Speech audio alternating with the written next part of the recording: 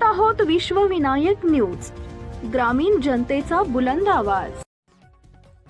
सर्वोच्च न्यायालयामध्ये आज उद्धव ठाकरेंच्या शिवसेनेमधून उपमुख्यमंत्री एकनाथ शिंदेंच्या शिवसेनेमध्ये प्रवेश केलेल्या 6 फुटीर खासदारांच्या विलिनीकरणाबाबत सुनावणी होणार आहे। हे प्रकरण शिवसेना नाव आणि पक्ष चिन्हाच्या प्रकरणापेक्षा वेगळं आहे। नेमकं हे प्रकरण काय आणि याचिकाकर्त्या खासदारांचं म्हणणं काय जाणून घेऊयात सविस्तरपणे। जून 2026 मध्ये ऑपरेशन टायगर अंतर्गत उद्धव ठाकरे यांच्या शिवसेना उबाटा गटातील 6 खासदार एकनाथ शिंदे यांच्या शिवसेनेत विलीन झाले। यामध्ये संजय देशमुख यवतमाळ, संजय जाधव परभणी, संजय दिना पाटील मुंबई ईशान्य, नागेश पाटील अष्टीकर हिंगोली, ओमप्रकाश राजे निंबाळकर धाराशिव आणि भाऊसाहेब वाकचौरे शिर्डी या 6 खासदारांचा समावेश आहे। 18 जुलै 2026 रोजी लोकसभा अध्यक्ष ओम बिर्ला यांनी विलिनीकरणाला मान्यता दिली। त्यामुळे शिंदे गटाची लोकसभेतील संख्या 6 वरून 13 झाली, तर उबाटा गटाची 9 वरून 3 वर आली। शिवसेना उबाटा नेते आणि खासदार अरविंद सावंत यांनी सर्वोच्च न्यायालयात याचिका दाखल करून या निर्णयाला आव्हान दिले। हे विलिनीकरण घटनाबाह्य, अवैध आणि 10व्या अनुसूचीच्या अपात्र कायदा तरतुदींचं उल्लंघन आहे, असं सावंत यांनी या याचिकेमध्ये म्हटलंय।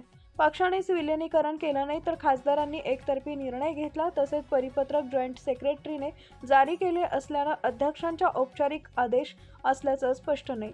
या प्रकरणावर 22 जुलै 2026 रोजी जस्टिस PS नरसिम्हा आणि जस्टिस आलोक आराधे यांच्या खंडपीठानं नोटीस जारी केली आहे, पण तात्पुरती स्थगिती नाकारली। सुनावणी 2 आठवड्यानंतर आज सुनावणी होत आहे। आजच्या सुनावणीत लोकसभा अध्यक्षांचे उत्तर, 6 खासदारांची बाजू आणि उबाटा गटाच्या स्थगितीची मागणी ऐकली जाणार आहे। ही सुनावणी 10व्या अनुसूचीतील विलिनीकरण तरतुदी आणि अध्यक्षांच्या अधिकाराबाबत महत्त्वाचे घटनात्मक प्रश्न उपस्थित करत असल्यानं या प्रकरणाच्या सुनावणीकडे सर्वांचेच लक्ष असणार आहे। सरन्यायाधीश सूर्यकांत, न्यायमूर्ती जय माल्या बागची आणि न्यायमूर्ती V मोहना यांच्या त्रिसदस्यीय खंडपीठासमोर सुरू असलेलं शिवसेना पक्ष नाव चिन्ह प्रकरण वेगळं आहे। या प्रकरणाची सुनावणी उद्या म्हणजेच 11 ऑगस्ट रोजी होणार आहे। उद्धव ठाकरे गटानं निवडणूक आयोगाच्या फेब्रुवारी 2023च्या निर्णयाला आव्हान दिलंय।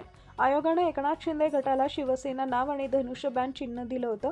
उबाटा गटाला शिवसेना उद्धव बाळासाहेब ठाकरे आणि मशाल चिन्ह मिळालं।